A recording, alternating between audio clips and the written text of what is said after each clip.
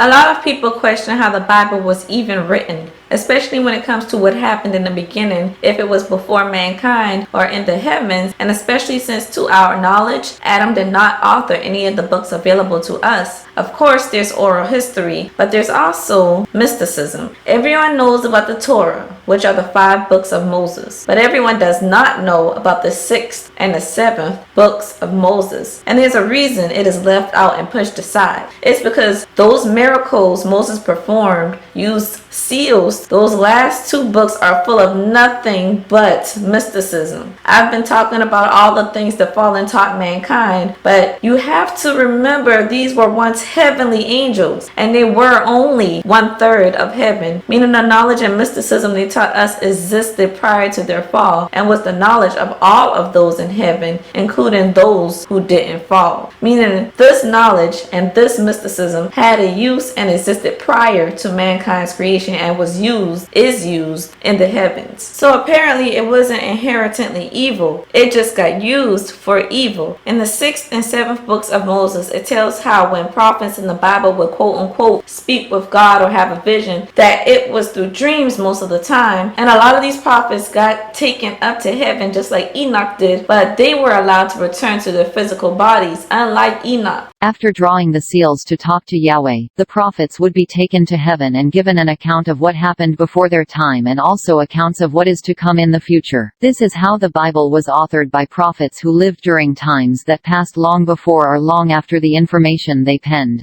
Like I recounted earlier, how Solomon bound many jinn. He was no doubt a master of mysticism and sorcery. Who gave Solomon the ring that allowed him to bind demons using mysticism? The Archangel Michael, Yahweh's top angel himself. Even Laban, Rachel's father in the Old Testament, had accounts of performing sorcery when he used decapitated human heads and rituals to foresee the future and to locate Jacob, which leads to Rachel then stealing her father's godheads in order to successfully flee from him with Jacob. There are people who hear the word sorcery, magic, mysticism, witchcraft, and automatically call it paganistic or evil. But the fact is, there's always 2 sides to a story, and there's always good and bad. So just like there is evil sorcerers, there are absolutely and obviously good sorcerers. I mean, your favorite miracle performers in the Bible were sorcerers, and you drinking wine in replacement of blood for communion is no different than mystical symbolism associated with voodoo. It's just the perspective that one is demonized and the other is done for what is viewed as righteous religious purposes.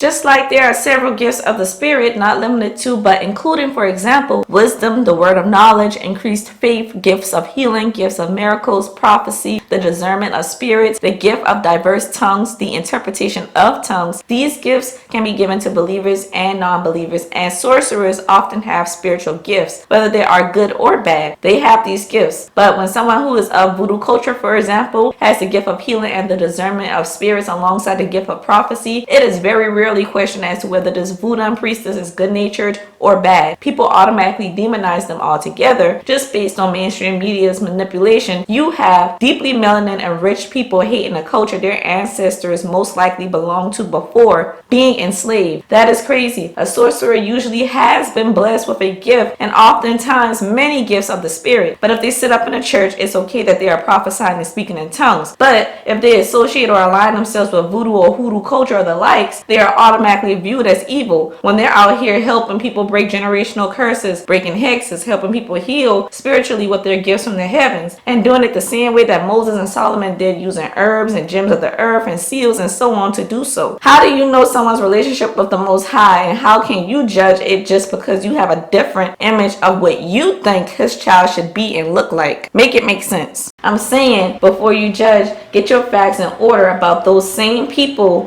who wrote those scriptures that you use to spite those you think are of the devil. Because in the Bible, it says Satan will come to you like a light. And he certainly will, because a lot of people that are in churches are not right themselves. A lot. Especially these pastors and their eldest members. It's a money game for the pastor and for the elders and women of the church who recruit the majority of the flock. It's a notice me, pick me, love me, pastor, game for them. I can go on, but I'm saying, remove the judgment and you'll realize that African mysticism and Yahweh's word derive from the same roots. And like I said in my previous video, there's a reason Yahweh's word and way of life have been reconstructed by colonizers and fronted as Christianity and as a basis for Catholicism to be pushed down the throats of the enslaved. There is a reason colonizers forced us away from our original spirituality and went on whole crusades and literal bloodshedding wars prior to slavery to stop the quote-unquote pagans of the original spiritualities. Have you ever thought about why Exodus, the book of enslaved Hebrews breaking free, was omitted out of the Bibles that colonizers gave to the enslaved? Now y'all really gonna trust the fronted and overly reconstructed book they gave us without asking any questions, without doing any research, fact-checking, cross-referencing, making things make sense? Are y'all really gonna fall into that stigma of dogma like that when we have a wealth of information at our disposal in this generation unlike ever before? We have the ability to know better and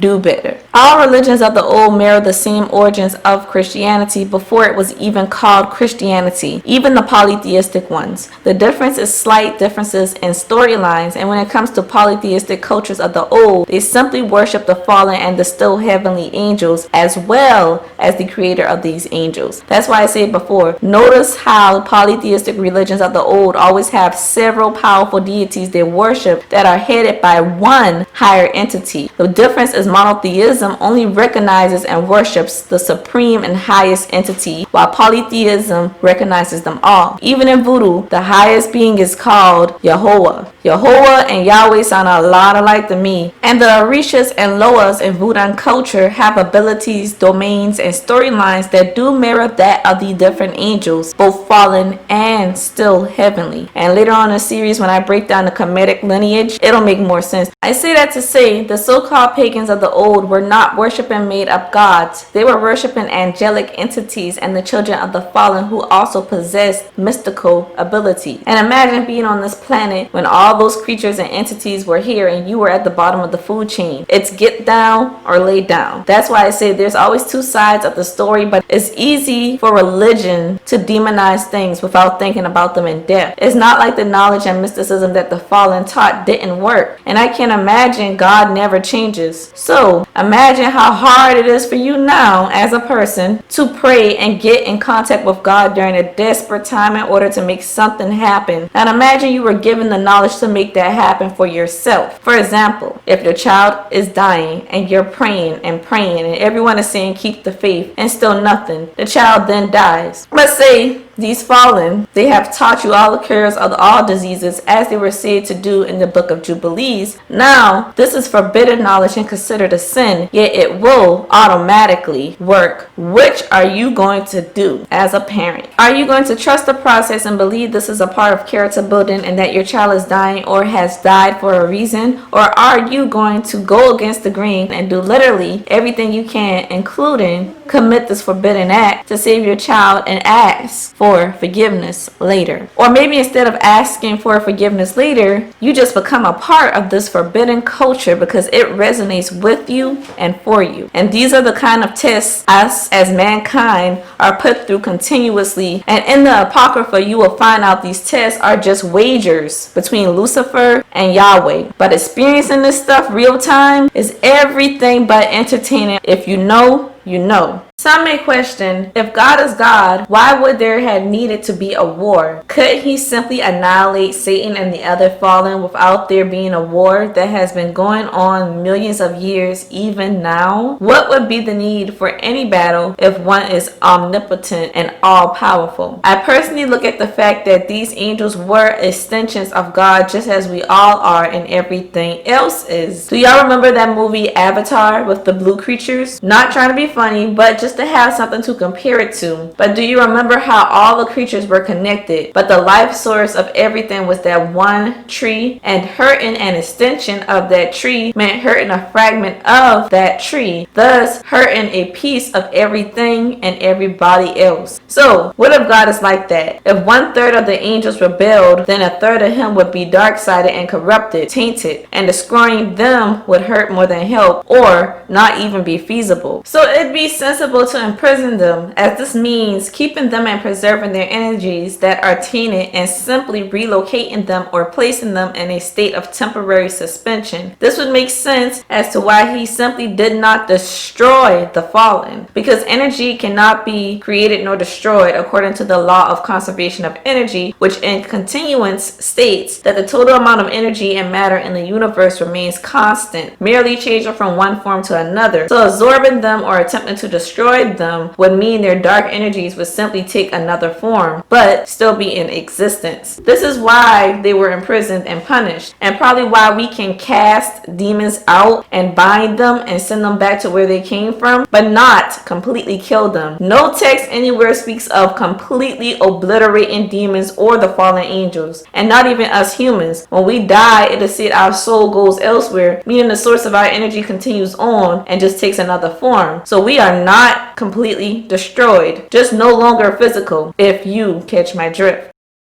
I suppose this is a more complex reasoning behind the belief that we are all one, and it may be why there is a belief system called Scientology. I'm not sure, but it makes sense to me. And in correspondence with this theory, there's the perspective that God and the devil are one and the same, two sides of the same coin. In thinking about this perspective myself, I've considered that perhaps this duality is the true origins of Taoism's yin and yang. Just hear me out. This duality actually displays itself in all life, further in the argument that this occurs because everything is an extension of the Creator, who is both life and death, pure and evil, God and Satan, light and darkness. Remember, initially there was not a hell, and everything God created was immortal and pure until the war in heaven and then a forbidden fruit story. This means initially God equated to only purity and only life. Satan and 1/3 of heaven's rebellion tainted the dynamics and thus tainted everything, and thus creating a positive and negative force within God. This is a representation that a portion of God is perhaps corrupted. A part of his energy is off, and because everything is one, when 1/3 of his energy got corrupted, these opposing dynamics of lightness and darkness manifested itself in everything. Even when scientists discuss the Big Bang Theory, a highlighted observation is the constant battle between regular matter and dark matter, and how both are very necessary to creation. Within this discussion, there's the matter of negatively charged particles called electrons, positively charged particles called protons, and the neutrally charged particles called neutrons. Each is necessary to compose an atom. Get it? Atom, Adam. Everything is made of atoms, and God is called the great I am, meaning he is everything and everything is him. Makes sense. Protons, neutrons, and electrons can be seen as another trinity, can it not? So these light and dark forces are two energies that are in contrast yet create the harmony of the world, which actually makes sense when going by the Bible. Satan has to get permission from God before he does anything. So technically, who is most direct to blame for the evil that occurs? Is it he who allows it, approves it, and then orders it? Or is it he that suggests it and then carries out the order? This is similar to a militant structure of chief and soldier. You have to ask yourself, why would such a righteous deity allow such horrid things? It could possibly be the reason God is feared, respectively, and called just. Reading the Christian Bible alone, you will notice that God causes more death and unfortunate circumstances than Satan himself, despite reasoning. Just look at Jubilees chapter 10, verses 8 through 9, where God grants Azazel the release of a tenth of the imprisoned demons and dominion over them. And it says, "And the chief of the spirits, Mastema, came and said, Lord Creator, let some of them remain before me, and let them hearken to my voice, and do all that I say unto them. For if some of them are not left to me, I shall not be able to execute the power of my will on the sons of men. For these are for corruption and leading astray before my judgment. For great is the wickedness of the sons of men." And he said,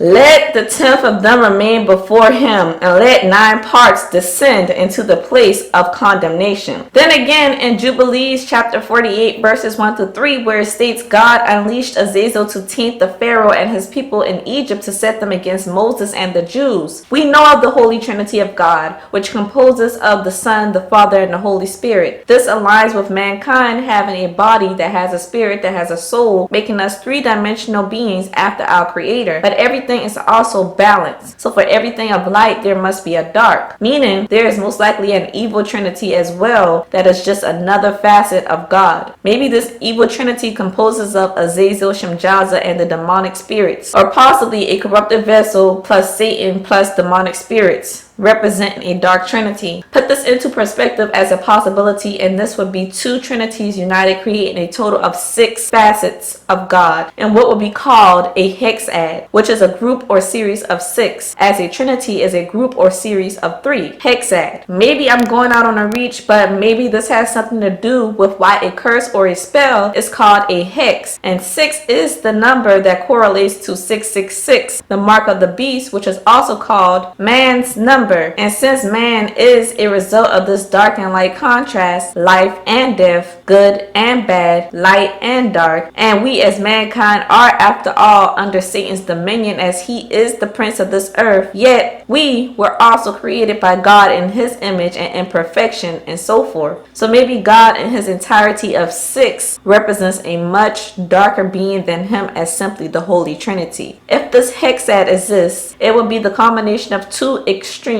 A deity that is not purely dark nor purely light, one that can easily be both at any given time, as he seems to be in the Bible. It also makes sense as to why 7 is a number of perfection and completion. You can have 3 good, 3 bad, and 1 neutral, creating stability and harmony, allowing 2 sets of trinities and a neutral force, harmony and balance. Just like there were 7 archangels and 3 of them fell, Zachiel, Samael, and Azazel. It makes sense. 7 churches, 7 angels, 7 seals, 7 trumpets, 7 stars, legends of the 7th sun, 7 original planetary bodies, 7 days of the week, 7 continents, lucky number 7, and so on. This is the number of perfection because it is a number representing the harmony and balance of our world and universe. The word Israel is a composition of this hexad. Israel, Isis, Ra, El. Israel is the name of God's chosen people. Israel, though every etymology you can research may not tell you this, but just looking at the word, it's obvious that Israel derives from the gods of Isis and Ra. And as we know, El means gods or refers to a deity. Isis is parallel to the Mesopotamian goddess I mentioned earlier named Inanna or Ishtar, who is one of the 7 judges of the underworld, the divine personification of love, sexuality, prostitution, war, and the morning star Venus. Remember, any entity that is a representation of Venus is equivalent to Lucifer, the great serpent. Meanwhile, Ra is the sun god and greatest of gods in ancient Egypt, who also goes by the name of Amon-Ra. I'm pretty sure you've said amen at the end of your prayers. This stems from his name. Remember, as above, so below. Ishtar of the underworld and Ra, the sun god. Jacob was given the name Israel in Genesis chapter 32 after he fought a strange man all night until daybreak and prevailed. The man was presumably an angel, and the reason he gave Jacob the name Israel was because he had struggled with God and with men and had prevailed. And here goes that contrast, God being pure and men being born into sin. This was back when names actually meant something too, so it wasn't just something made up from nothing. Jacob then goes on to become the father of the 12 tribes of Israel. It's funny that Jacob names the place of this enduring fight after the angel he fought named Peniel, saying that it was because he had seen God face to face and was delivered. Peniel is another name that is commonly listed as one of the 7 archangels, and his name actually means face of God. He is deemed the archangel who rules Friday and resides in the 3rd heaven, where according to the book of Enoch, the Garden of Eden and hell resides. Look at that contrast there. Hell and the Garden of Eden resided in the same realm. The earliest finds that include the word Israel come from the collective called Mermaids stele of ancient Egypt. Mermaids was an Egyptian pharaoh who reigned in the early part of the 1200s before Christ. I do want you to remember that Israel is not referring to the location of Israel today when referenced as the chosen people in the Bible. It rather refers to a group of chosen bloodlines, and when referred to as a location in the Bible, it is loosely based on the main area they inhabited at that time. However, 10 of these 12 tribes of Israel have long since left that Asiatic Levant region since they were imprisoned and mysteriously vanished via escaping as refugees to countries where their complexions best blended in. This is the story of the lost tribes of Israel. This occurred around 722 BC. So the people in the nation of Israel today are not by default, if even at all by large, descendants of these bloodlines because of this occurrence. The nation of Israel itself only became a nation in 1948. Just in case there is any confusion, my point is Israel is God's chosen people, and Israel's etymology derives from this hexad of dark and light. Isis, Ra, El, Israel. But obviously, this war has been going on since the dawn of time, and it is still going on. And that's why this war is encoded in everything. For more discussions of conspiracy theories or odd and unusual things that happen on this planet or in outer space or anywhere, please like, comment, and subscribe. I will not let you down. Also, what are some conspiracy theories you would like for me to talk about? Because I've heard a lot, but obviously I haven't heard them all. Please comment down below and let me know.